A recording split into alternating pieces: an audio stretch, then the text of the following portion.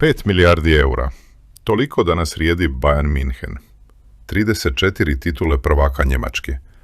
430.000 članova. Više nego i jedan fudbalski klub na planeti. Allianz Arena, Beckenbauer, Miller, Mayer. Sve to počelo je jednim čovjekom. Čovjekom koji je stvorio Beckenbauera, koji je otkrio Gerda Millera, koji je Bayern odveo na vrh Europe, iz druge lige, bez novca, bez stadiona, bez ičega.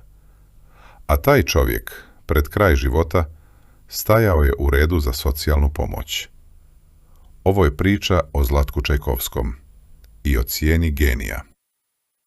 Škotska, 5. rujna 1962. Fudbalski klub Köln gubi od Dundija. Rezultat je katastrofa. 8 golova u mreži njemačkog prvaka, 1 za Köln. U tom timu Kölna nalazi se 10 igrača njemačke reprezentacije. Kapiten Hans Schäfer je svjetski prvak iz Švicarske 1954.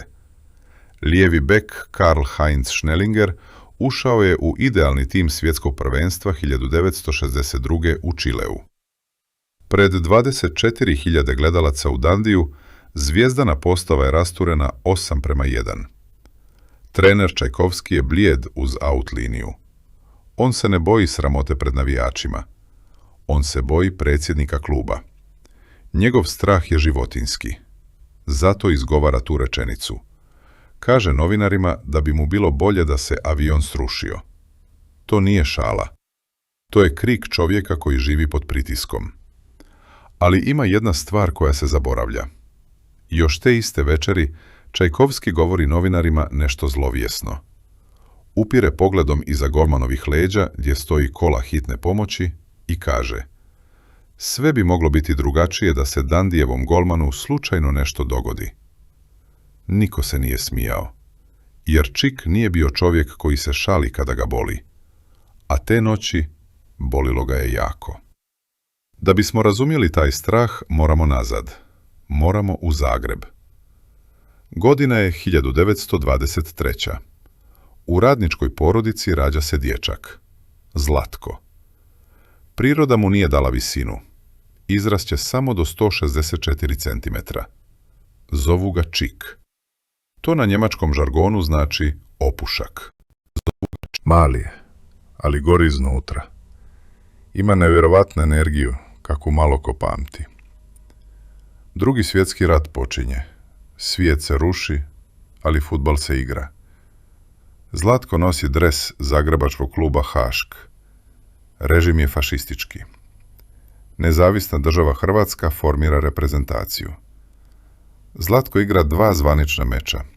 Jedan protiv nacističke Njemačke, drugi protiv Slovačke. To je opasna stavka u biografiji. Mnogi su zbog toga kasnije gubili glave. Ali Čik preživljava. Dolazi 1945. Komunisti preuzimaju vlast. Stari klubovi se gase. Vojska osniva Partizan u Beogradu. Naređenje stiže iz vrha. Najbolji igrači moraju u armijski klub. Zlatko nema izbora. Pakuje kofere i odlazi u Beograd.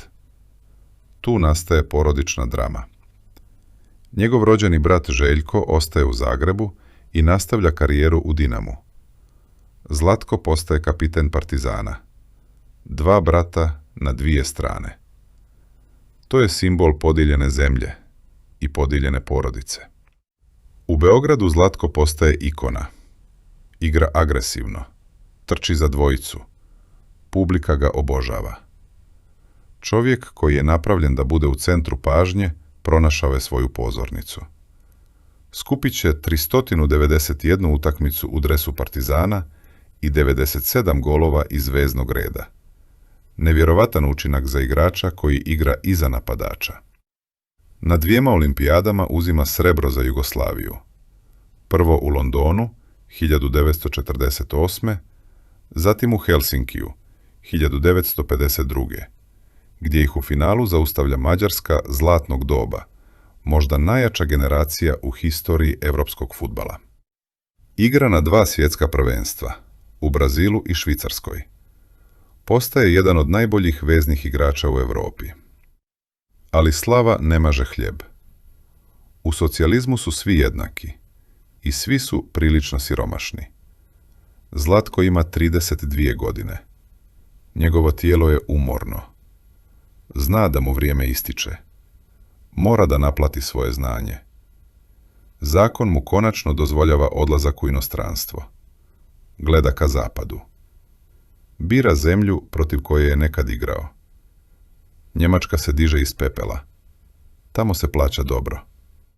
Zlatko potpisuje za Keln. Misli da ide po laku zaradu, ali tamo ga čeka čovjek koji će mu promijeniti život i koji će ga mrziti. Hennes Weisweiler. To ime morate zapamtiti. Weisweiler je legenda. Kasniji otac njemačke trenerske škole. Čovjek koji će odgajiti 10 budućih prvaka. Ali za Zlatka je on noćna mora. Weisweiler ne voli umjetnike s Balkana. On voli disciplinu, voli red, voli trčanje dok se ne povrati doručak. Zlatko voli loptu, voli dribling, voli potez koji diže publiku na noge. Sukob je neizbježan. Na jednom treningu stvar puca. Weisweiler prekida igru. Lice mu je crveno od bijesa. Pokazuje prstom na Zlatka. Pred cijelom ekipom viče: Aršloh, deken, šupčino, pokri igrača. Zamislite taj trenutak.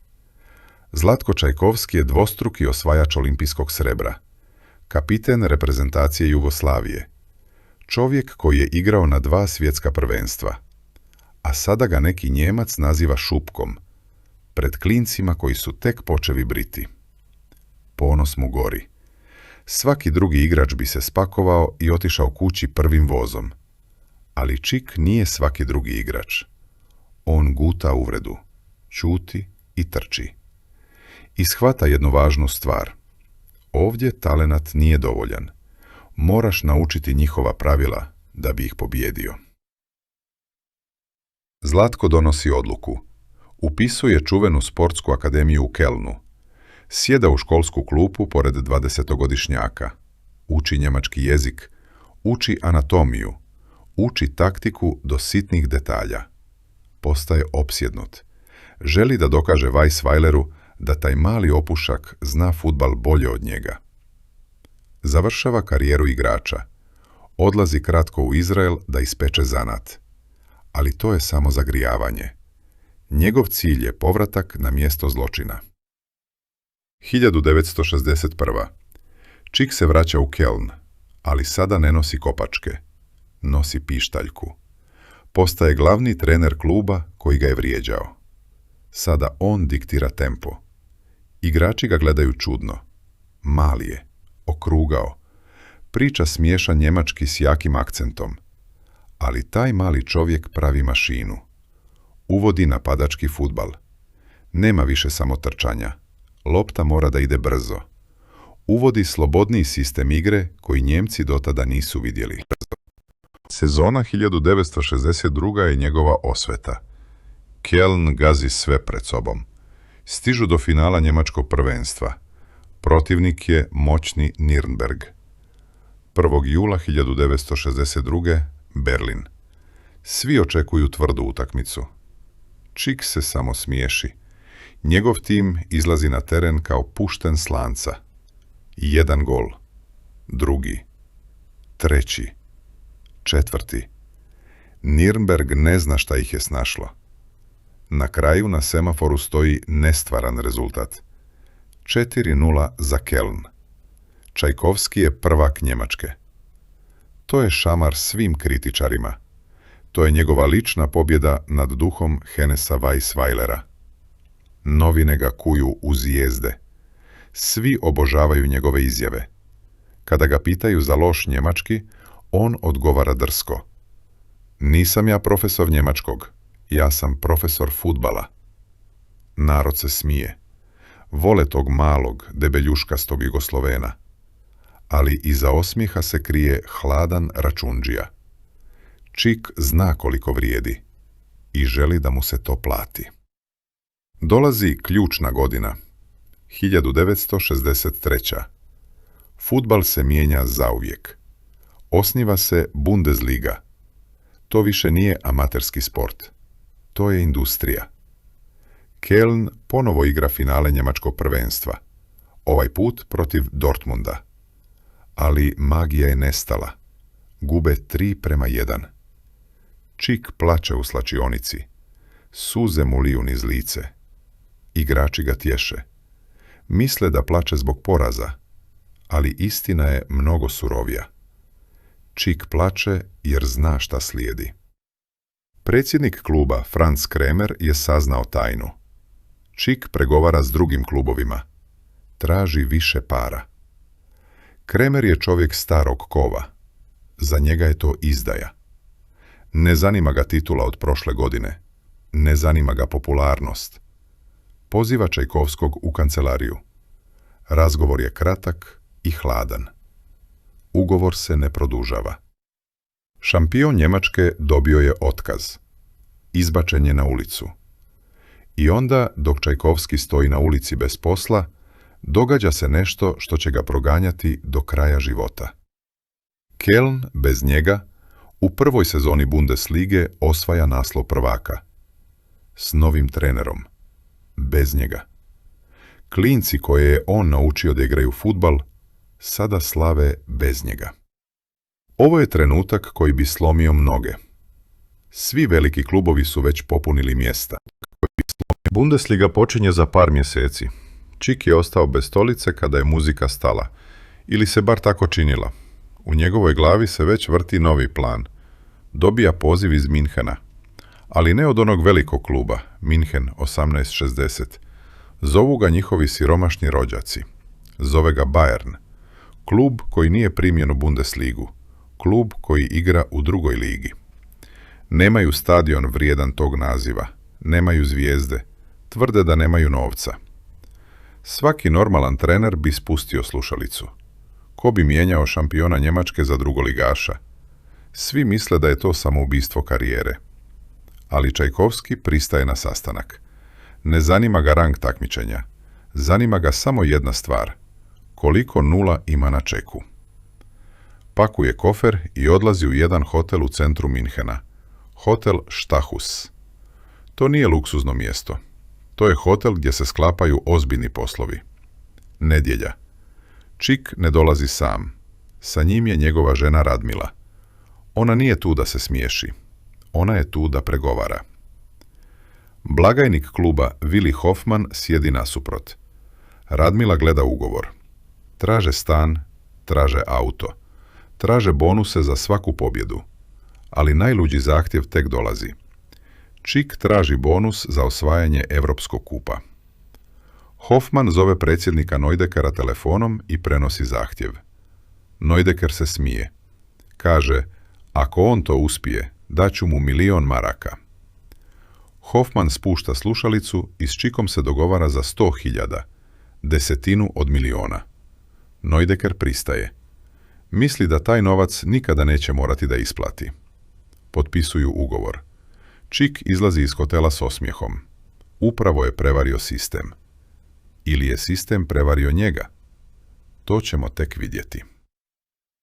Prvi trening u Bayerni je šok. Teren je blatnjav. Slačionice smrde. Igrači su poluamateri koji ujutro rade u pošti ili fabrici, a poslijepodne dolaze na trening. Čik uvodi revoluciju. Nema više njemačke krutosti. Donosi loptu.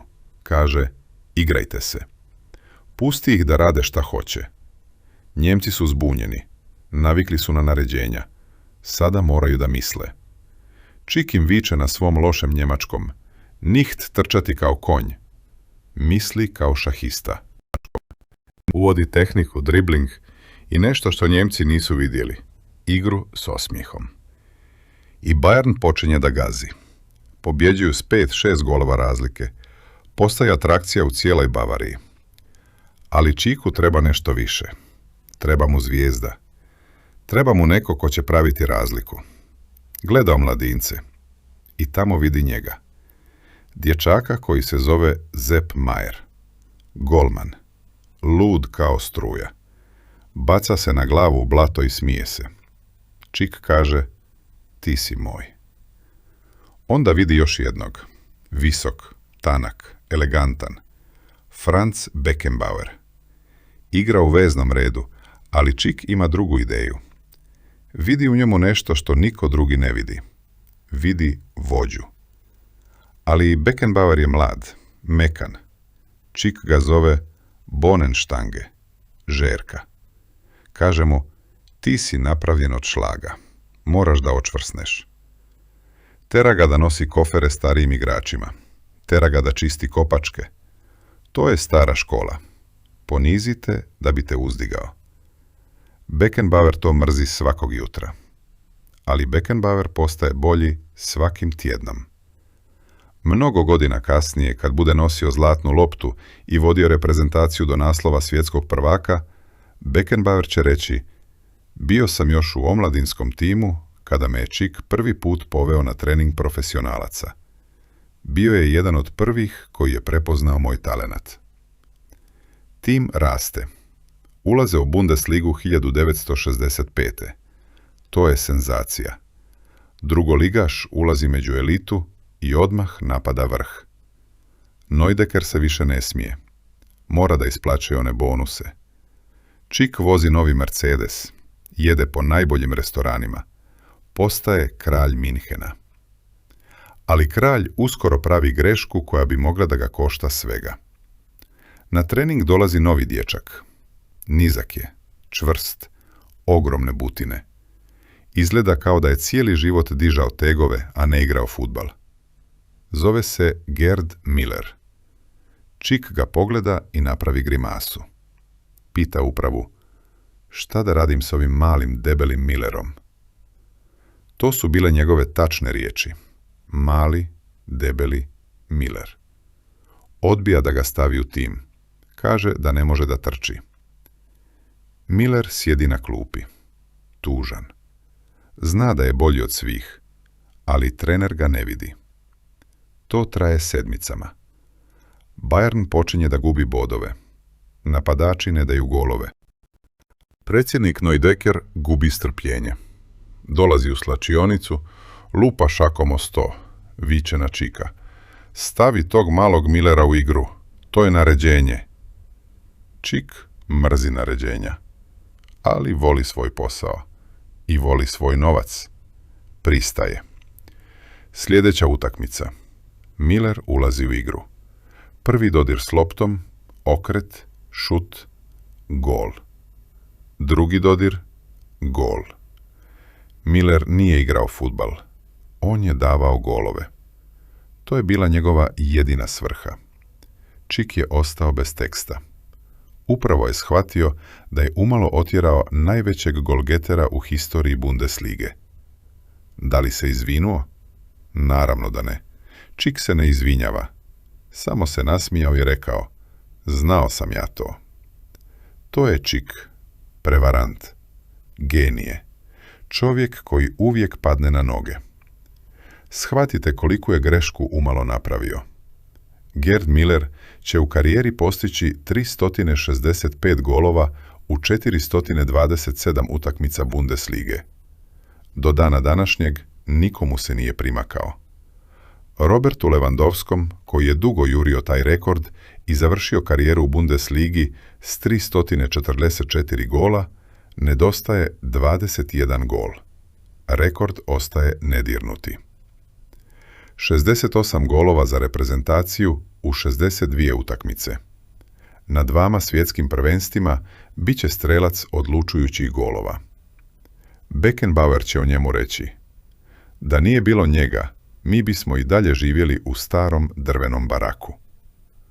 Čovjek kojeg je Čik htio da otjera zbog viška kilograma. Sada ima sve dijelove slagalice. Majer na golu, Beckenbauer u odbrani, Müller u napadu. Osovina je stvorena. Mašina je spremna. I ta mašina kreće pravo ka onom nemogućem cilju iz ugovora. Ka evropskom trofeju. A Neudeckerov novčanik počinje da se trese od straha. 31. maja 1967. Nürnberg. Štetišes štadion. Finale kupa pobjednika kupova. Bayern protiv Glasgow Rangersa. Ali kontekst te noći je poseban. Svega 6 dana ranije, 25. maja u Lisabonu, Celtic je pobijedio Inter i postao prvi britanski klub koji je ikad osvojio kup europskih prvaka. Cijela Britanija je u euforiji. Sada Rangers, vječni rivali Celtica i vječni gubitnici, u sjenci svog gradskog neprijatelja, imaju šansu da i oni podignu europski trofej. Pod tim teretom dolaze u Nürnberg. Skoro 70.000 gledalaca na stadionu. Bayern su djeca. Sepp Maier ima 23 godine, Beckenbauer 21, Gerd Müller 21. To su klinci koji bi trebalo da igraju bilijar, a ne da se bore za europski trofej. Ali ta djeca su gladna. Ne samo trofeja, nego i onog bonusa koji čeka u Neudekerovom trezoru. Utakmica je rovovska borba. Nema ljepote. Ima samo znoja i udaraca. 90 minuta prolazi. 0:0. Idu produžeci. Noge su teške kao olovo. I tada, u 108. minutu, jedan radnik rješava stvar. Ne Müller, ne Beckenbauer, nego Franz Roth. Zovu ga Bik. On prima dugačak pas od Rainera Olchausera. Golman izlazi iz gola i Roth loptom preleti iznad njega i ispod prečke. Roth će kasnije reći: kad sam padao, lopta me je dostigla. Golman je izašao, lopta je preletjela njega i nestala pod prečkom. Bilo je tu malo sreće, ali bila je i nagrada za dobro obavljeni posao. 1:0. Kraj. Bayern je na krovu Europe. Prvi put u historiji. 173 meča pod Čikovim vodstvom, 100 pobjeda, 30 remija, 43 poraza. A sada i trofej koji niko nije očekivao. Čik trči na teren. Igrači ga nose na ramenima. On je bog. On je kralj Bavarske. On je čovjek koji je od ničega napravio sve.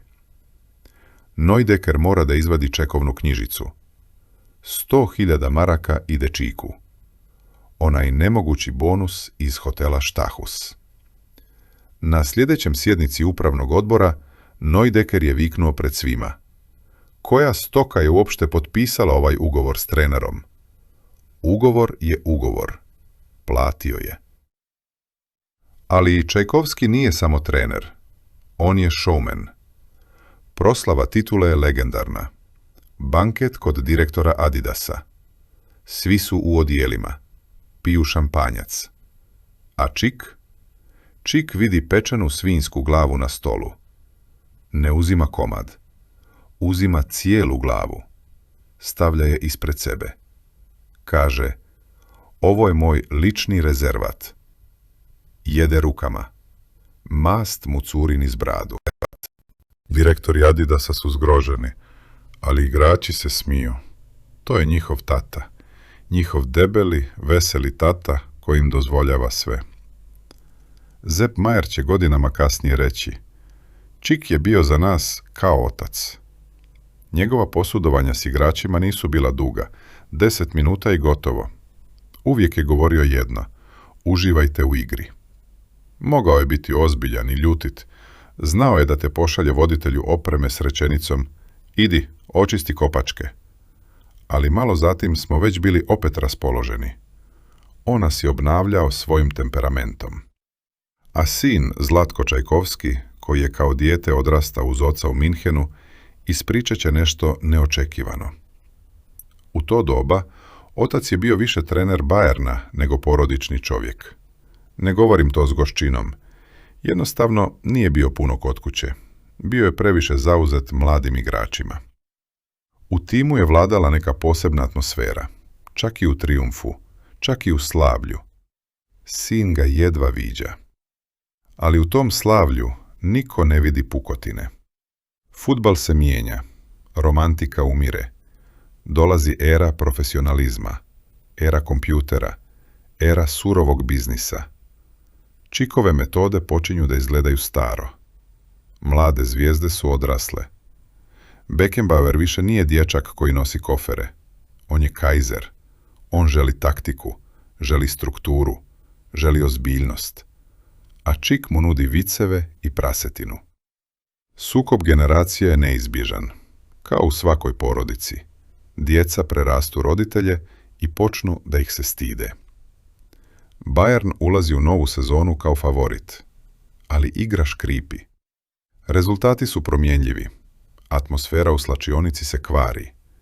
Čik osjeća da gubi kontrolu. I šta radi? Vraća se onome što najbolje zna.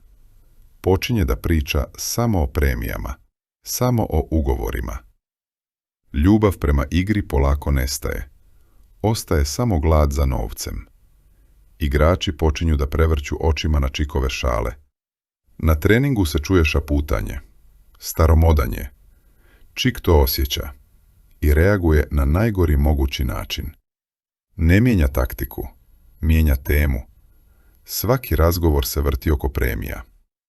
Nakon svakog poraza, umjesto taktičke analize, jauk. Muki Brenninger, jedan od napadača tog Bayerna, opisao je to ovako. Ako nismo izašli s terena kao pobjednici, bio je stvarno ljutit. Govorio bi, ukrali ste mi bonus. Igrači ga gledaju s prezirom. Bayern mu 1968. ne produžava ugovor. Čik mora da ode. I onda, u tišini koja dolazi poslije otkaza, dolazi vijest koja ga dokrajčuje. Branko Zebec, njegov nasljednik, u prvoj sezoni osvaja naslov prvaka Bundeslige. Bayern, koji je Čik izgradio od ničega, trijumfuje, ali bez njega. Ti isti igrači koje je doveo, te iste zvijezde koje je pronašao, sada slavno šetaju Minhen bez svog oca. Beckenbauer nije ni pozvao telefon. To je vrsta bola koji ne prolazi nikad. Minhen ga je ispljunuo. Ali Čik nije pao na koljena. Pao je na novčanik. I to onaj debeli. 1968. odlazi u Hanover 96. Zašto baš tamo? Zato što predsjednik Alfred Strotte plaća kao lud. Nudi mu 20.000 maraka mjesečno. Astronomska cifra za to doba. Ali postoji jedan detalj koji Čiku ne smeta. Pola novca ide legalno, a druga polovina stiže u koverti, ispod stola. Crni fondovi. Čik to obožava. On ne vjeruje bankama. Vjeruje samo onome što može da opipa u džepu. Hanover slavi dolazak oca Bayerna. Misle da su kupili uspjeh. Ali kupili su samo njegovo ime. Realnost udara brzo. Sezona počinje hororom. Poraz, poraz, poraz. Nižu se porazi za redom. Čik stoji pored out linije. Lice mu je crveno. Ne od stida, nego od bijesa jer gubi bonuse. Novinari ga pitaju u čemu je problem. Da li je taktika loša? Čik vadi cigaru i daje legendarnu izjavu. Ne vrijedi trenirati ove ljude. To je kao da potkivate žabe. Zamislite to.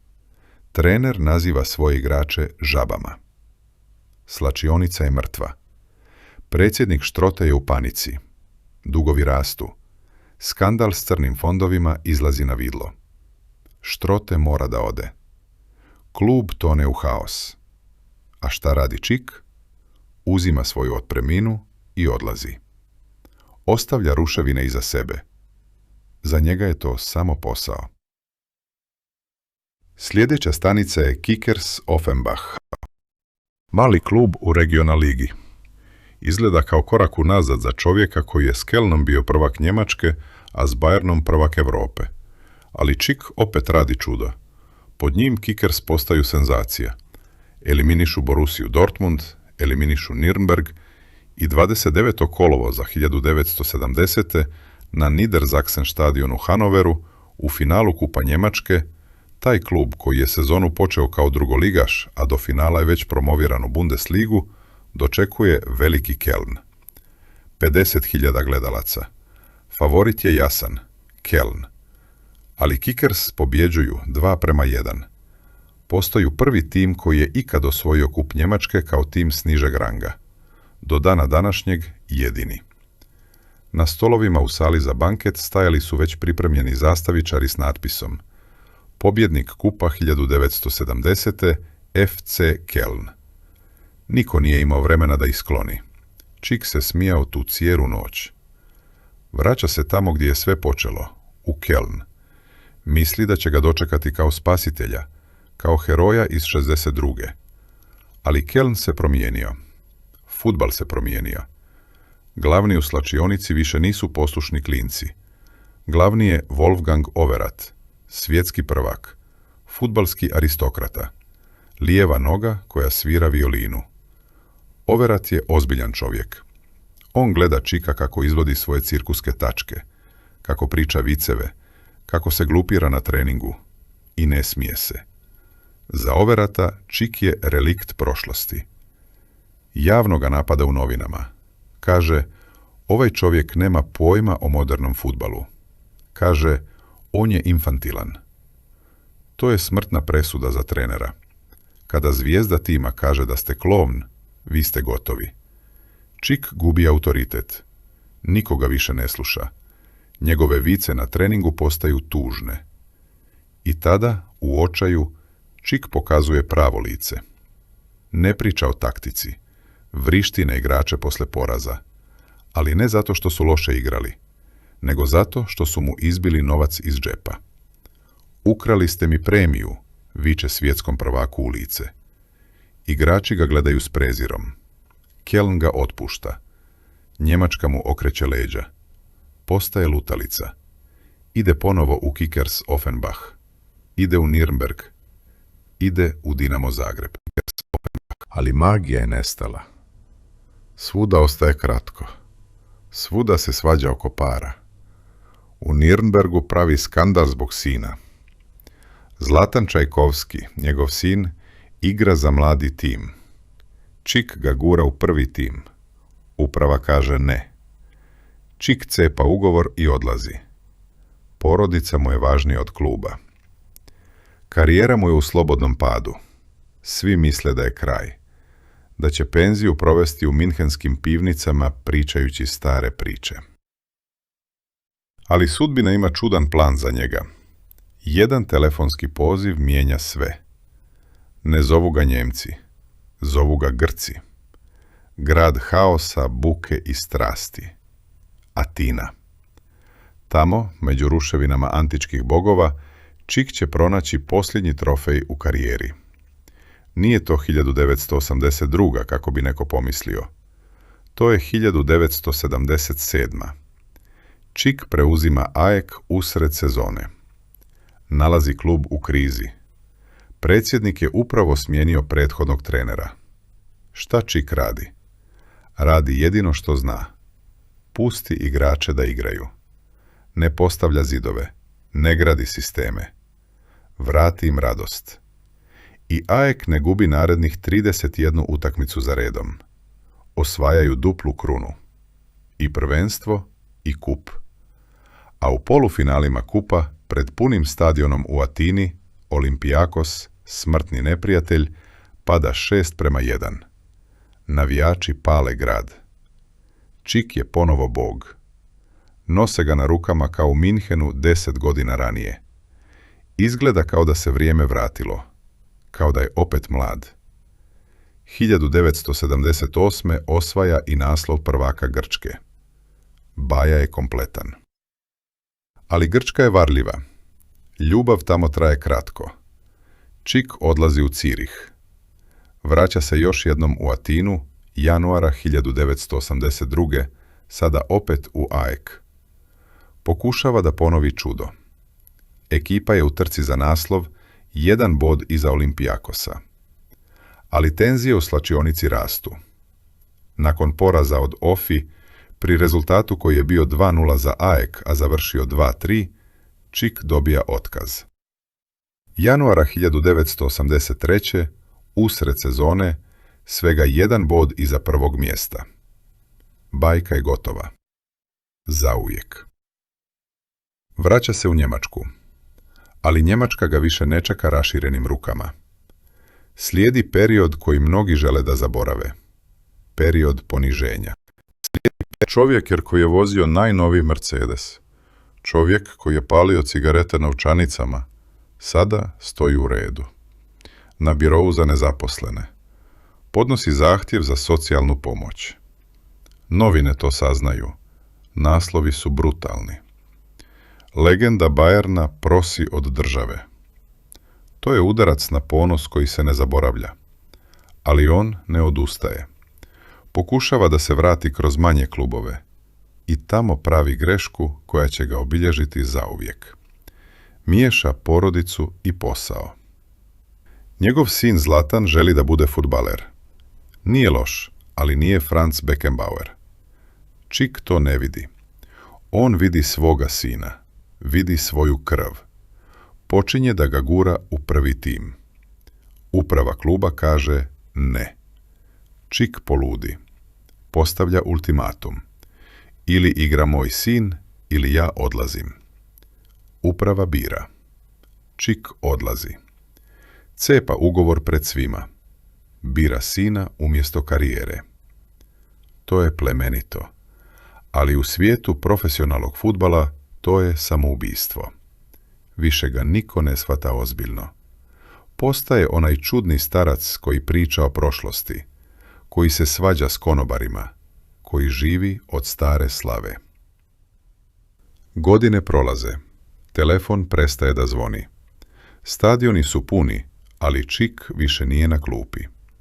Sjedi u svojoj kući u Minhenu. Gleda utakmice na televiziji i polako, tiho, gubi svoju posljednju bitku. Ne protiv sudija, ne protiv predsjednika klubova, nego protiv sopstvenog tijela. Šećer mu jede krvne sudove. Srce preskače. Njegova čuvena energija se gasi. Čik ima 74 godine. Leži u bolnici u Minhenu. To je grad koji je stvorio, ali sada je sam. Doktori mu kažu strašnu vijest. Gangrena je napala nogu. Moraju da seku. To je kraj za čovjeka koji je pretrčao milione kilometara. Čovjeka koji je driblao kroz rat i komunizam i hladni rat. Koji je protrčao kroz 2 olimpijade i 2 svjetska prvenstva. Sada ostaje bez noge. Amputacija je teška, fizički i psihički. Čik tone. Ne želi da živi kao invalid. Ne želi da ga sažalijevaju. Njegovo srce, to veliko, ludo srce, polako staje. 27. srpnja 1998. Čik umire. Vijest se širi Njemačkom. Beckenbauer plače. Mayer ćuti.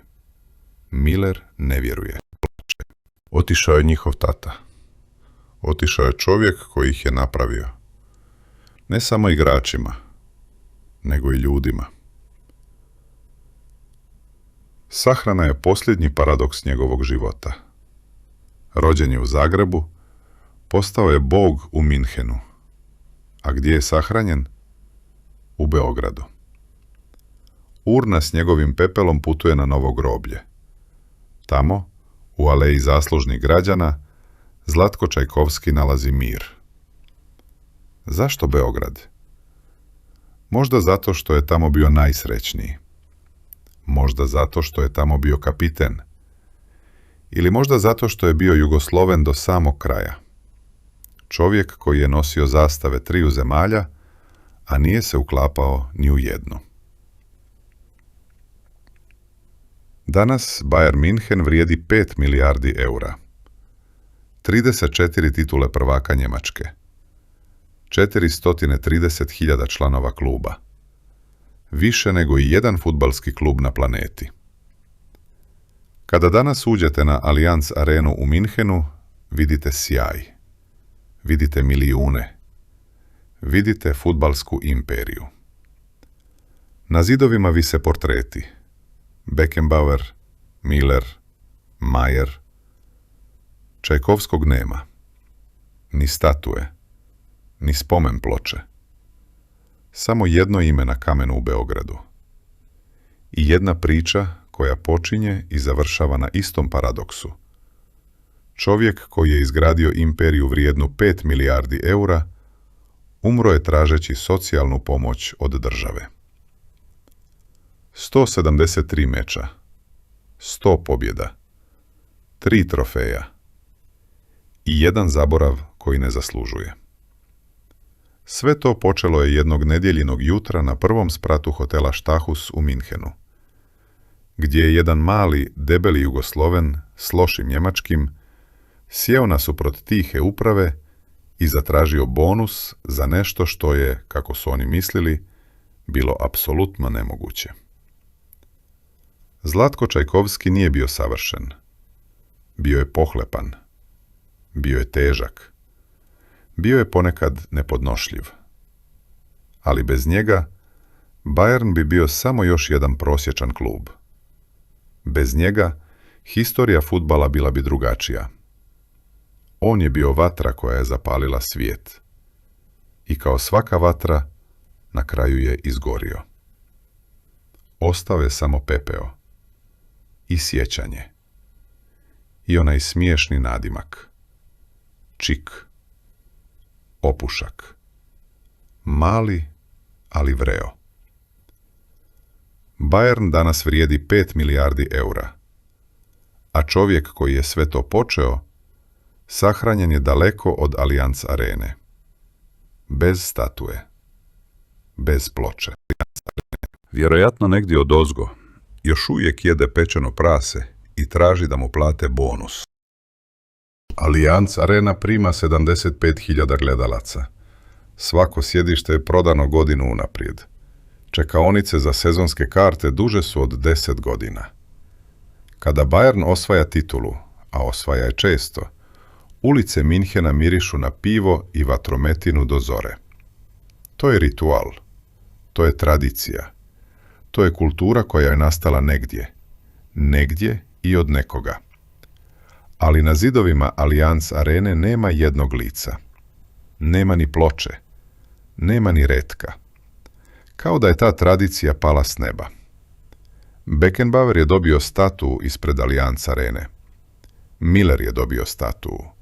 Mayer je dobio statu. Čovjek koji ih je sve trojicu napravio, nema ništa. Ni statu, ni ulicu, ni sobu za trofeje. Njegovo ime Bayern nikad nije stavio na dresove u čast. Nikad nije podigao zastavu. Nikad nije pozvao porodicu na svečanost.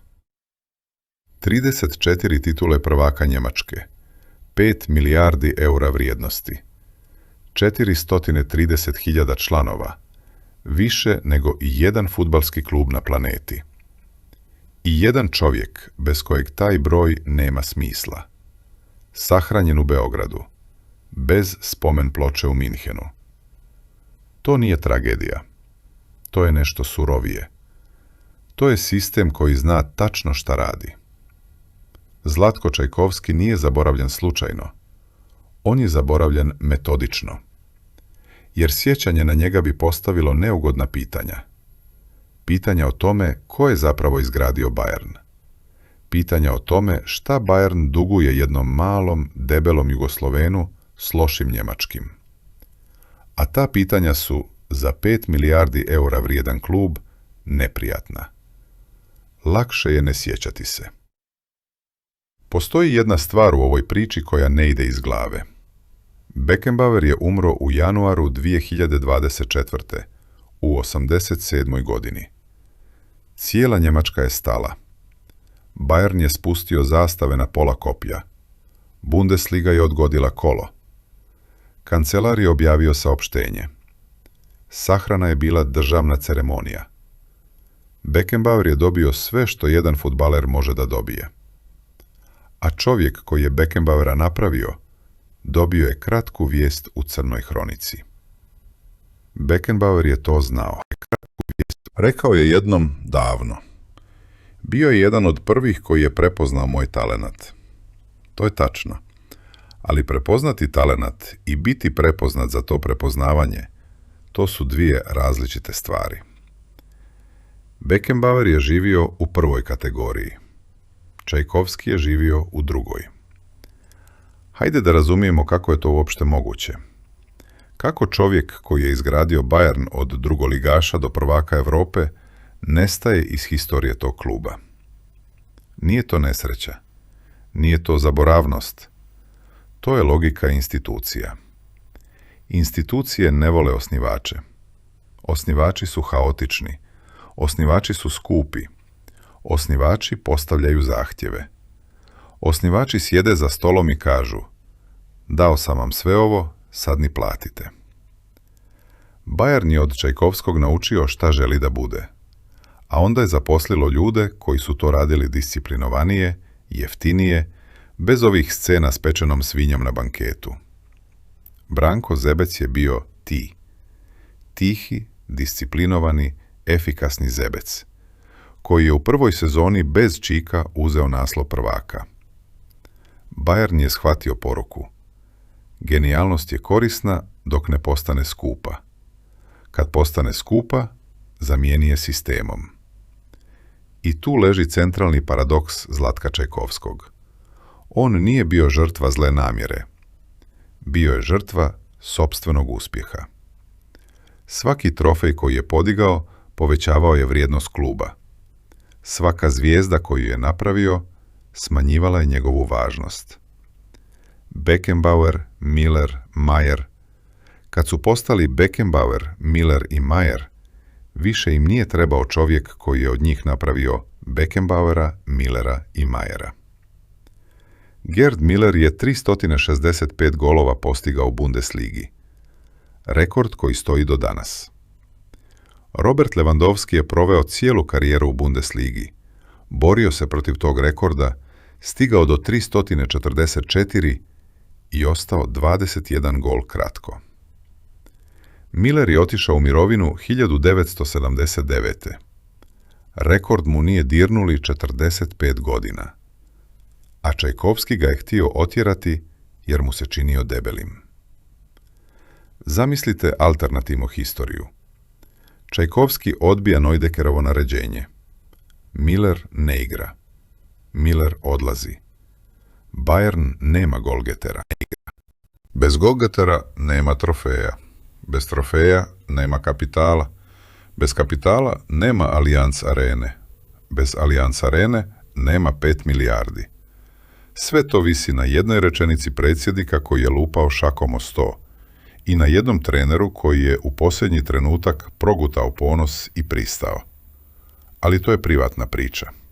Privatne priče ne idu na statue. Na statue idu priče koje institucija želi da priča. A Bayern želi priču o Beckenbaueru kao Kaiseru, o Milleru kao bombarošu, o Mayeru kao zidu. To su čiste priče, bez akcenta, bez zahtjeva za bonusom, bez prase na banketu Adidasa. Čajkovska nema u toj priči jer Čajkovski nije bio čista priča. Bio je komplikovan, bio je pohlepan, bio je ponekad nepodnošljiv. Bio je čovjek koji je zvao igrače žabama u novinama, koji je plakao u slačionici, ne zbog poraza, nego zbog izgubljenih bonusa, koji je u Hanoveru primao pola plaće u koverti, koji je u Nirnbergu rastrgao ugovor zbog sina. To su stvari koje institucija ne stavlja na plakete. I tu je druga stvar koja boli. Čajkovski nije bio nedužna žrtva. On je bio suučesnik u sopstvenom zaboravu. Nije gradio nasljeđe, gradio je gotovinu. Nije gledao dalje od sljedeće isplate. A u fudbalu, ko ne gradi nasljeđe, nema nasljeđa. Beckenbauer je gradio nasljeđe cijeli život. Predsjednik kluba, predsjednik federacije, menadžer reprezentacije. Glas koji se čuo na svakom kongresu. Kad si svuda, teško je biti zaboravljen. Čajkovski je bio samo na jednom mjestu, za stolom s čekovnom knjižicom. Ali postoji treća stvar, ona najtiša i najteža. Čajkovski je bio stranac, uvijek i svuda. U NDH je bio Jugosloven, u Beogradu je bio Zagrebčanin, u Minhenu je bio Der Jugoslave, u Atini je bio Der Deutsche. Nigdje nije bio kod kuće. Uvijek je bio čovjek s akcentom. Čovjek koji se smije na krivim mjestima. Čovjek čije ime Njemci ne znaju izgovoriti. Strancima se ne grade statue. Strancima se daje ugovor, uzme se od njih što treba, a onda se zamijeni nekim domaćim koji radi isto, ali koji se uklapa u narativ. Zamjena za Čajkovskog u Bayernu bila je Branko Zebec, drugi Jugosloven. To je zanimljiva ironija. Bayern nije mogao bez Balkana, ali Bayern je mogao bez sjećanja na Balkan.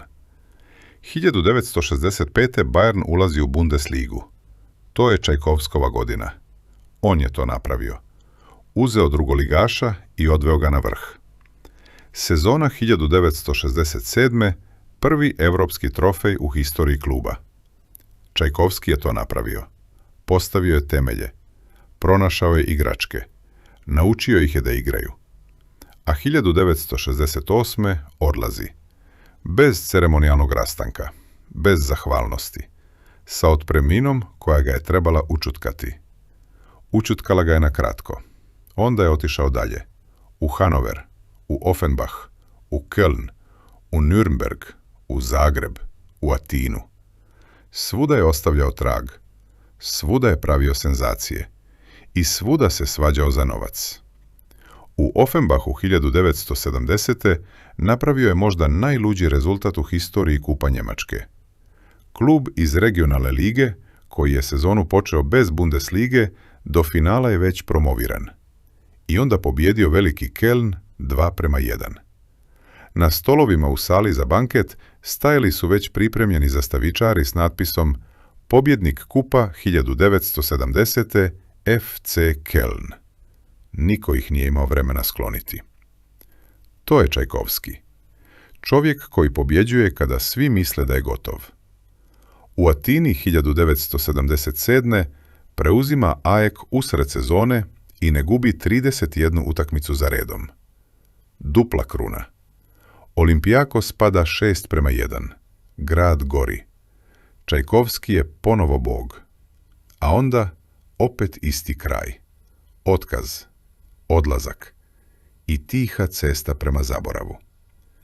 1980-ih Čajkovski nestaje iz profesionalnog fudbala polako i bez dramatičnog finala.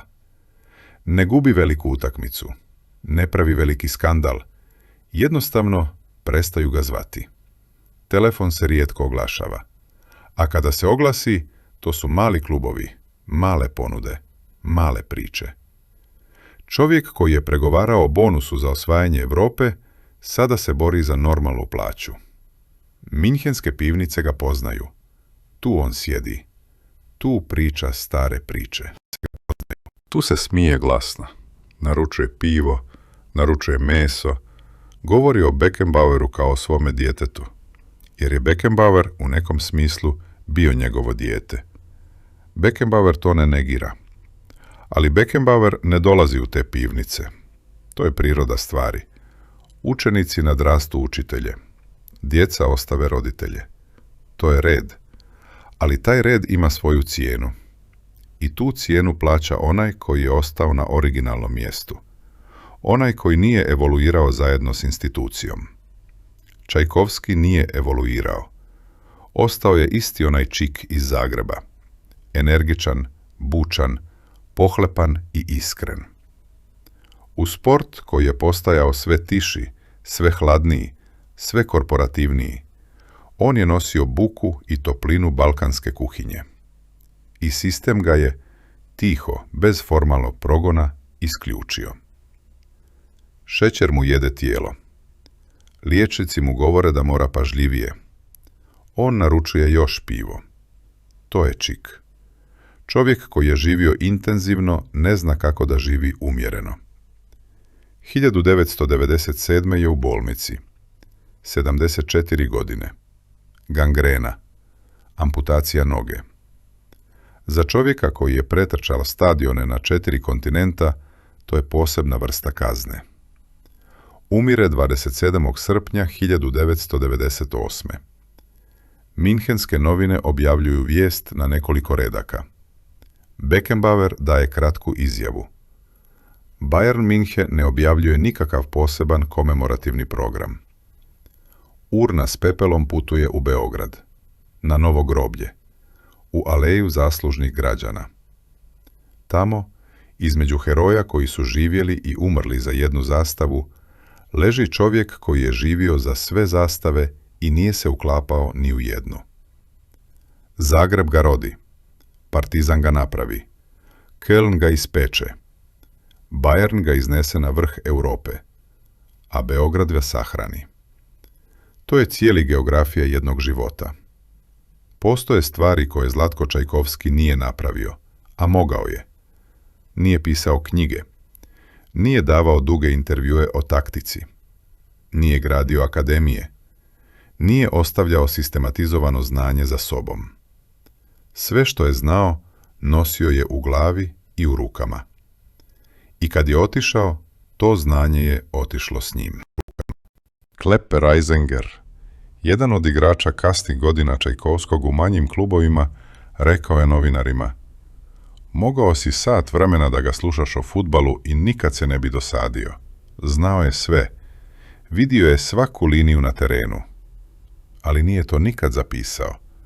Nije htio da neko drugi uzme i iskoristi. To je možda najiskrenije što je ikad rečeno o njemu. Genije koji je čuvao svoju genijalnost kao blago i odnio je sa sobom. Ali neke stvari je ipak ostavio. Ostavio je Beckenbauera, libero koji redefinira poziciju, koji se diže iz odbrane i vodi igru kao dirigent, koji postaje kajzer, koji donosi Njemačkoj titulu svjetskog prvaka 1974. Koji je dugo pred smrt rekao: Čajkovski me je vidio kada me niko drugi nije vidio. Ostavio je Millera, čovjek koji je bio isuviše debeo da trči, koji je 365 puta lopta završavala u mreži, koji je na svjetskom prvenstvu 1974.